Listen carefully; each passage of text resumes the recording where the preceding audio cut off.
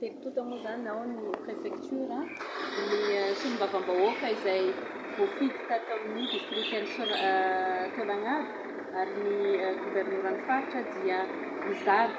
ny asa fampandrosoana izay mandeha ato amin'ny distrikt'ny Taolagnaro ato amin'ny faritra Anosy zany. Ao anatin'izay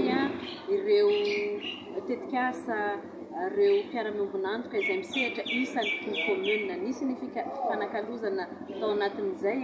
namoaka ireo maire hoe misy amin'ireo tetikasa ireo izay mbola misy ny tsy mandroso nefany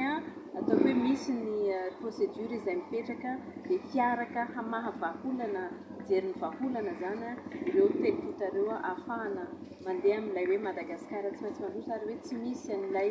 commune adio eo ny asa